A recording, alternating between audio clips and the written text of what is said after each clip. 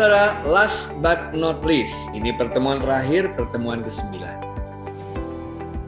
Dalam pertemuan terakhir kan saya bicara mengenai kalau project management itu banyak dibantu tools.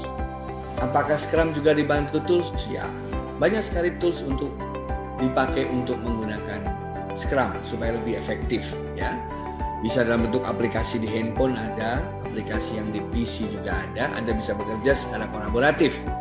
Tapi ada juga yang lebih memilih menggunakan manual, ya, dengan cara menggunakan Scrum board atau board-board yang lain ditempel di sekitar tempat mereka melakukan Scrum untuk meningkatkan gairah, untuk meningkatkan rasa kebersamaan, untuk meningkatkan motivasi.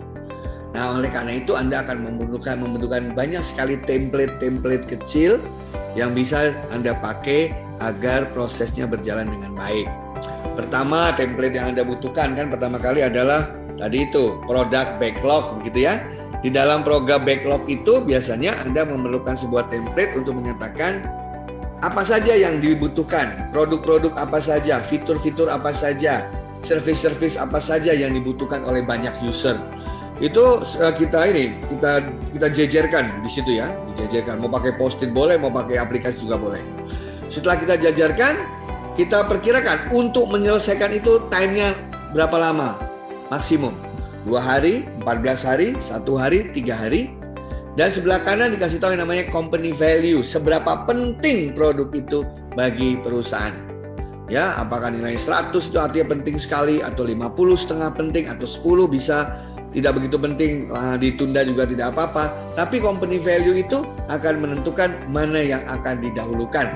Tentu saja yang akan didahulukan biasanya adalah hasil perkalian antara waktu mengerjakannya dengan relatif value-nya kepada perusahaan. Itu template pertama misalnya Anda butuhkan.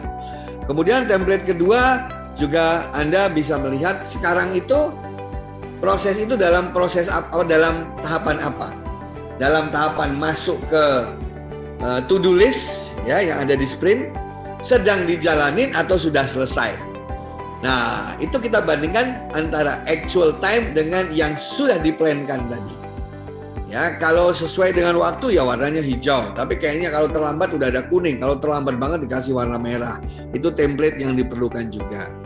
Kemudian di situ harus dilihat juga statusnya, kapan dimulai, kapan perkiraan akan selesai. Kalau ada masalah, ada remarknya di sana dari orang yang melakukan sprint itu. Ya. Kemudian progress bar-nya ya persis kayak project management ya. Sudah berapa persen task ini dikerjakan gitu ya. Apakah behind schedule ya atau ahead of the schedule. Dikasih warna lebih bagus ya, post-it kan ada warna merah, kuning, hijau tuh kalau pakai post-it ya. Nah, merah itu biasanya harus mendapatkan special attention karena mungkin tidak sesuai dengan rencana. Sementara yang hijau tuh yang smooth gitu ya. Nah, kemudian ada lagi yang Anda melihat bahwa task-task yang ada itu sebenarnya dibutuhkan oleh unit mana, diperlukan oleh divisi mana, agar kita juga melihat ya. Bahkan ada yang menggunakan waktunya itu kalender beneran. Senin, Selasa, Rabu, Kamis, Jumat dijejer, ditaruh di board yang besar gitu ya.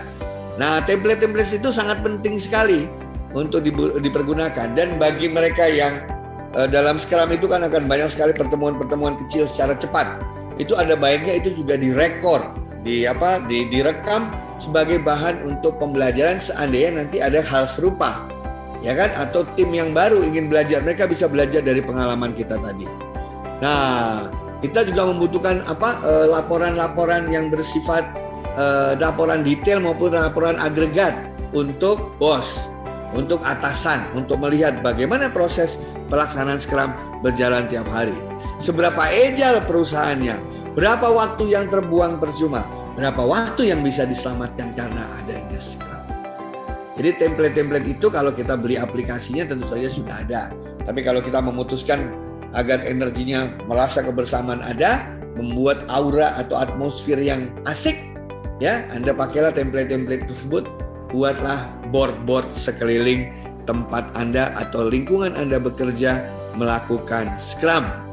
Saudara-saudara, para project manager, itulah agile project management, di mana konsep-konsep agilitas Anda masukkan ke dalam project management yang telah Anda kenal.